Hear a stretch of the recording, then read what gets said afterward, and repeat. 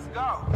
I got a vision I see in my head, a melody buried deep into my soul. They call us crazy, we cutting the edge, unlocking the future and letting it go. This is a calling that's higher. The time we decided our stories are gonna be told. This is where legends are born. We paving the road, a future that favors the bold. Break the rules, break the laws. This is the moment we change it all. Break the rules, break the laws. This is the moment we change it all. Yeah, greatness. Yeah, it feels like greatness. Woo! Greatness, yeah, it feels like greatness. Legendary in the making. Reach out and we take it. Not to emerge, we on the verge, and it feels like greatness. Something coming, I can feel it. Deep down in my spirit. Revolution, it's a new day. Time to redefine the limits. So vivid, I can see it. So loud, I can hear it. So they calling me a madman, but the future belongs to the fearless. Break the rules, break the laws. This is the moment we change it all. Break the rules, break the laws. This is the moment we change it all. Yeah, greatness. Yeah, it feels like greatness. Woo! Greatness. Yeah, it feels like greatness. Legendary in the making. Reach out and we take it. Not to emerge, we on the verge, and it feels like greatness. Greatness. Yeah, it feels like greatness. Woo! Greatness. Yeah, it feels like greatness. Legendary in the making. Reach out and we take it. Not to emerge, we on the verge, and it feels like greatness. This is the truth, into the light. Taking our dreams and we bring them to life. This is the truth, into the light. Taking our dreams and we bring them to life. Yeah, greatness. Yeah, it feels like greatness. Woo! Greatness. Yeah, it feels like greatness. Legendary in the making. Reach out and we take it. Not to emerge, we on the verge, and it feels like greatness. We about to set the tone. We about to write the code. Yeah, we writing the code. Yeah. We on a new elevation. We came here to shatter the mold. We gon' shatter the mold. Yeah. We about to set the tone. We about to write the code. Yeah, we writing the code. Yeah. We on a new elevation. We came here to shatter the mold. Yeah. I know you hear it. I know you see it. We are the fearless. We are the genius. We are defiance. We are the beacons. We are the true believers. Yeah. Greatness. Yeah, it feels like greatness. Woo! Greatness, yeah, it feels like greatness. Legendary in the making. Reach out and we take it. Not to emerge, we on the verge, and it feels like greatness. Yeah. Woo. Greatness.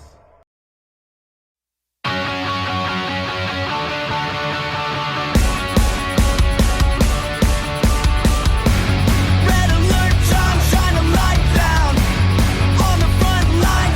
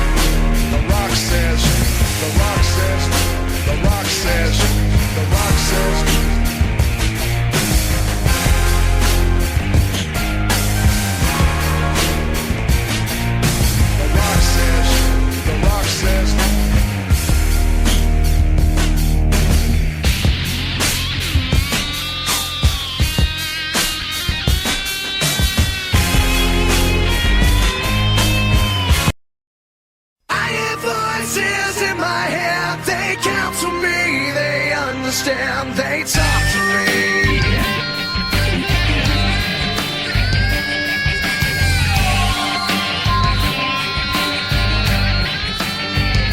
You got your rules and your religion, all designed to keep you safe. But when rules start getting broken, you start questioning your faith. I have a voice that is my savior, hates to love and loves to hate. I have a voice that has the knowledge and the power to your fate. I hear voices crying, I see heroes dying, I taste blood that's drying, I feel tension rising. I hear voices in my head, they counsel me, they understand, they talk to me, they talk to me, they tell me things that I will do, they show me things I'll do to you, they talk to me.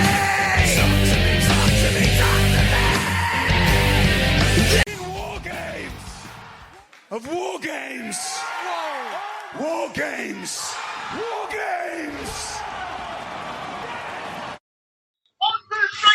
Hello and welcome to the WWE Wrestling Talk Show with Lisa Jones and Sean Randy Smith bringing you our reactions to Survivor Series War Games, which came at you from the city of Rosemount, Illinois in Chicago at the Allstate Arena in front of 17,138 fans of the WWE Universe. this isn't going to take long, so we'll jump straight into it. We open things off with the Women's War Games match as the team of Bianca Belair, Charlotte Flair, Shotzi, and Becky Lynch taking on the team of Damage Control of Bayley, Asuka, the Women's Champion Io Sky, and Kairi Sane. One of the main talking points going on to this would be how would Becky Lynch and Charlotte Flair work together. Of course, we all know the real-life friendship and disagreements they've had. Yes, most importantly about that one. However, it almost seemed like they've almost been able to put that behind them, because following some double team during the match, they were able to hug it out. Mm-hmm. Team Hell No, anyone? I was going to say that, you beat me to it.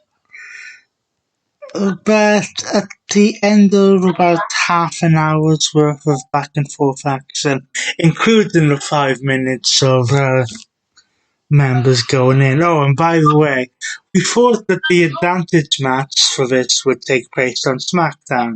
Oh no, they decided to decide that on the pre-show. Yeah, and they've sent it to a poll. And we're thinking, seriously? But at the end of the match, it was Becky Lynch who performed the Manhandle Slam, otherwise known as the Rock Bottom. You need to have a word with Becky about that. From the second rope, on Bayley from the second rope through a table to get the 1, 2, 3. Allowing Team Bianca to get the win, and now Damage Control have been in 2 War Games matches and lost both. Yep, so they're now 0-2. Then we had a quick backstage segment in which R-Truth turned up for the first time in a year. After tearing his ACL. The second match was the Intercontinental Championship match between The Miz and the Ring General Gunther. We mean Walter. I don't think anyone was really expecting The Miz to win this match. Just another steady opponent for Gunther to beat on his historic reign. Mm-hmm. However, first time in a while, I don't think Gunther's ever won majority of the matches by submission. Yeah. And with a Boston crowd with anything else. The next match was a last minute substitution. Yes, it was going to be Santos Escobar versus Rey Mysterio, but... You mean Santos Escobar versus Carlito? Yeah, but still. But Santos decided to try to take out Carlito on SmackDown. That will probably result of this match happening at the Royal Rumble. They might try to push it to Mania, but who knows?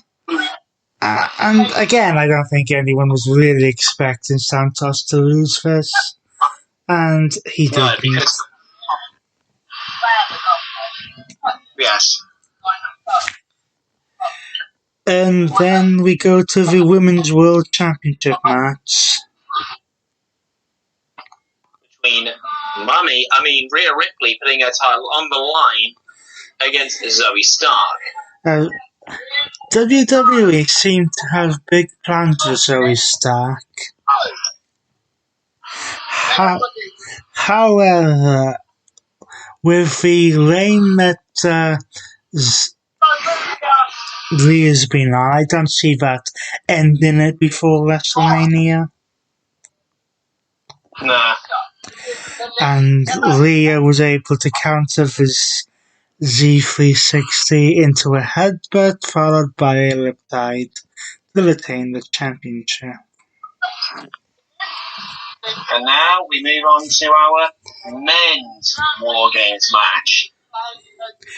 Yes, this was the Judgment Day and Drew McIntyre versus the team of Cody Rhodes, the World Heavyweight Champion Seth Rollins, Jey Uso,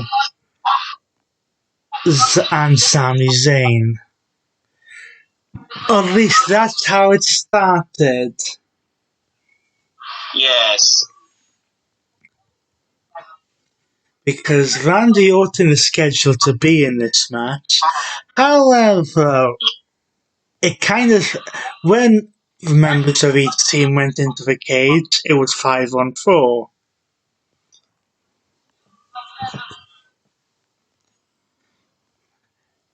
So when the Judgment Day had all their members into the Wargames cage, yes, Team Cody's team had some of their members in, but then when the countdown went down for the last member of Cody's team to enter the match, Rhea Ripley's music hits. Yes. And she comes down with the Money in the Bank briefcase because Seth Rollins had just been put through a table. And as she's trying to catch her in, we hear voices go through the entire arena. And now Randy Orton turns up fashionably late. Well, I'm sorry. Traffic was holding me up in Chicago. I'm sorry. What could I have done about it? So then Randy Orton gets into the ring. The Wargames match officially gets underway.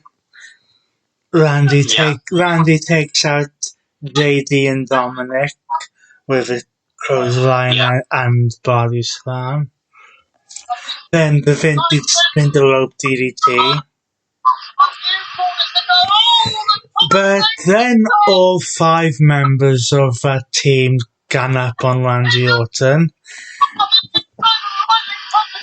until Cody, Jay, Sami, and Seth get into the fight. Yeah. Then all members of that team do the vintage middle rope DDT. And Orton is setting up for an RKO when he kind of slithers towards Jey Uso, because of course at the time Jey Uso was with a bloodline, which caused Randy Orton's injury. My back injury, which ended up being double fusion back surgery. But as they're looking at each other, Jay hits Damian Priest with a super kick. He lands in almost in 6'9" position, and the metal bit separating the two rings. Randy Orton hits an RKO onto Dominic Mysterio. Yep. That's followed by Seth Rollins stomping Damian Priest. Then Cody Rhodes hits the Cody Cutter onto Finn Balor. Taking him out.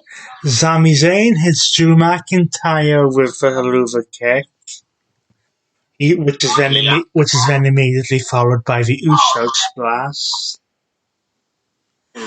So that just leaves JD McDowell. Welcome to No Man's Land.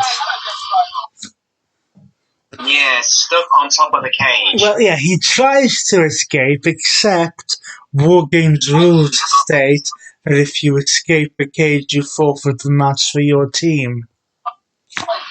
Yes.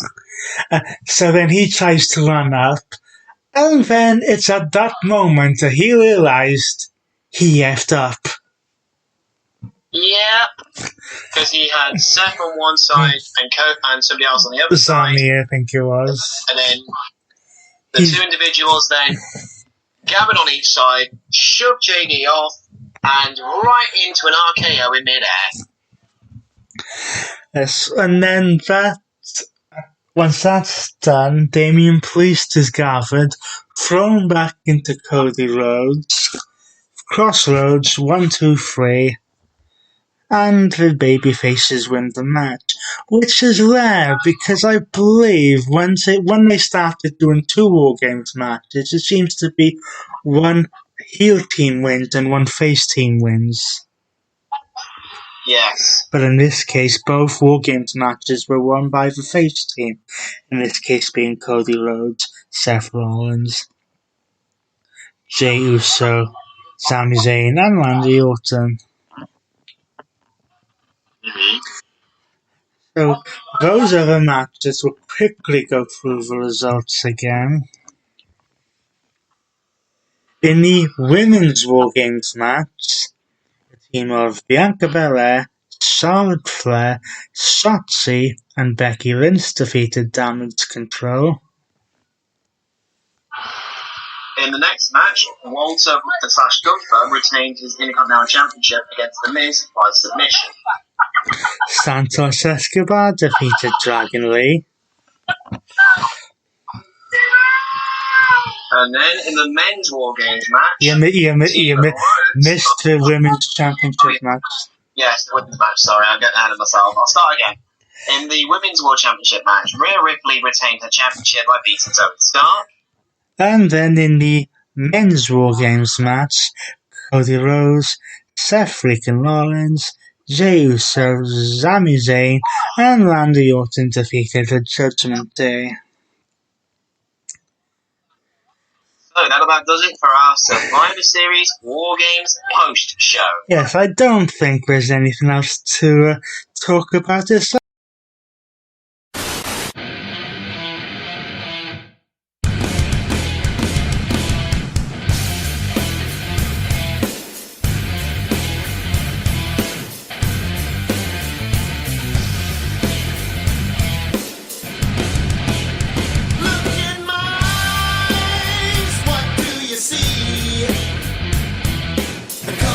Personality.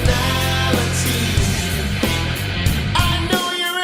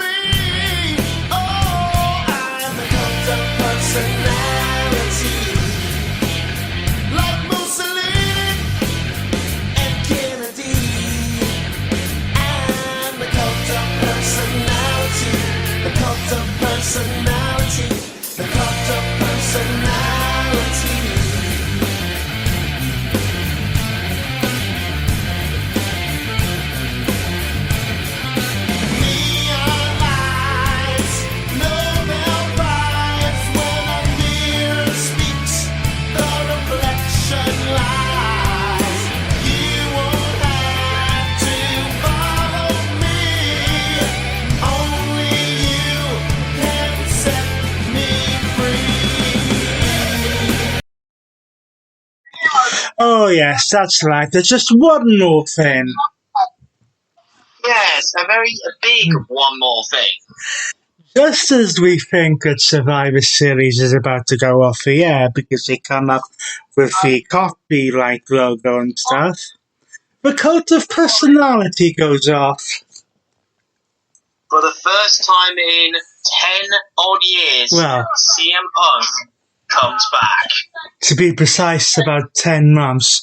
For first time he's appeared in the WWE ring, not counting the FS1s backstage. First time he's appeared in the ring since the 2014 Royal Rumble. Yes. And as he said on his opening promo on Raw, he's back. He's back not to make friends, but to make money. Well, yes, the promo he had on Raw was a bit of a half face, half heel kind of promo. And it's not quite confirmed yet which brand he'll be on. It's probably going to be Raw because he's likely going to end up feuding with Seth Rollins, who, by audience video, was not too happy to see him. And neither was Rhea Ripley, because there was things going around that Rhea Ripley wasn't very happy either. Well, I've heard that there's been some mixed receptions. The one thing I will say, though, is that unlike another company that will not be mentioned on this program, if there are any issues backstage, I do not see them escalating to fistfights.